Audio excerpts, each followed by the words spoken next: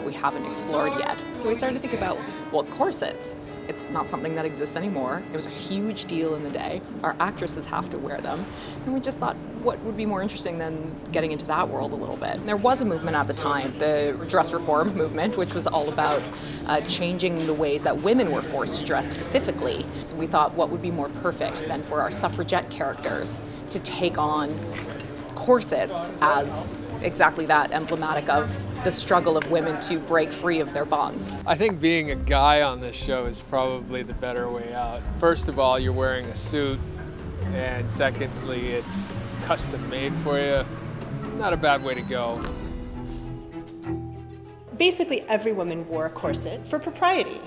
It was something that it created your silhouette, it kept everything together, it supported you in the way that a bra might support you today. It was form-fitting. So you needed a kind of foundation garment that would give you both the narrow waist that was fashionable, but also allowed the dressmaker to fit your clothing properly so that it kind of created a smooth line that was considered elegant. The design of corsets changed throughout the 19th century with technology. Earlier they would have been made with whalebone stays to create the shape, so it did have some flexibility. But then steel technology, just like the steel cage crinoline that supported skirts, you would also have steel boning in your corset. That was later replaced by steel springs that also, again, had some flexibility. The biggest problem with them is that they would hinder your breathing. They constricted your lungs. You wouldn't have been able to run a 100-yard dash in your corset very easily. They're very tight and they're very uncomfortable, and they actually become quite frustrating to be in all day. There is a sort of, you get that feeling after all when you're in it that long, when you're trying to eat, when you're trying to sit. It's horribly uncomfortable. You can't bend properly. There's all kinds of things you can't do. I wouldn't wish corsets on my worst enemies. But I can tell you firsthand that they take your breath away, literally, so that you can never get a full breath. You can't digest food properly. Your bodily functions aren't really working. It's a fascinating idea that women didn't go very far, perhaps in office and in responsible positions in their life. There's only so much you can do when you can't get a decent breath. You know? How capable can you really be? Here we are in the Babish Museum, which is located at the corner of St. George and Bloor in Toronto. And I'm standing in the exhibition Fashion Victims, The Pleasures and Perils of Dress in the 19th Century. And the exhibition actually looks at shifts in fashion and shifts in making of fashion across the 19th century. We are aware of all of these garments that, like high heels and corsets, that mechanically altered the body. But men and women and children, and both the makers and the wearers, were in danger from various aspects of Victorian fashion. Your beautiful green dress might have been made with arsenic. The flower wreath you wore to the ball, same thing, would drip arsenic powder onto your shoulders. One of the most lethal things was actually fire death for women. Women wore beautiful, sort of gauzy, light fabrics. That was a great fire hazard around open fires, candles. Oscar Wilde's half-sisters both perished in a crinoline fire, as did Barbara Mackenzie of the Mackenzie family in Toronto in the 19th century. I couldn't breathe. I couldn't breathe.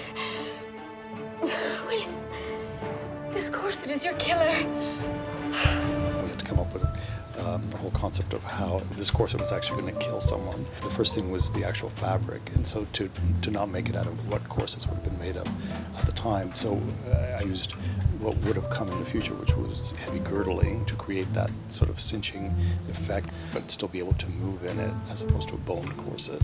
And then we had to come up with what was going to be inside to actually make these women die from it. We used actual coiled boning that would have been used in corsets and created this whole sort of contraption that was built into it that would be attached to ratchets that would then close in on themselves and not undo again. I think it turned out really great. It looks, quite sexy when it's on, yet it's a huge departure from what the actual real corsets were of the period. What we women put ourselves through, those dress reformers have a point. When not taken to the extreme, a corset does serve a purpose. Yes, but why should we feel the need to conceal supposed flaws? Why Why can't women just wear what they want and make their own choices? Dr. Grace is going through a really interesting season, a transition in herself. She's always been very certain of herself and headstrong, and I think this women's rights movement and the suffragette movement and being a part of the vote is very natural that she would be a part of that, but I think it's also bringing out some of her weaknesses and uncertainties about herself. Her eyes are being opened to a world beyond the great strides and the great career that she's formed for herself. So when you bring the corset as the sort of metaphor for everything that was holding women back, and then you introduce her to her new special friend, Lillian, who doesn't wear a corset, then you get a chance for Grace to start to see a life that she could possibly have. I doubt I have your passion. You do.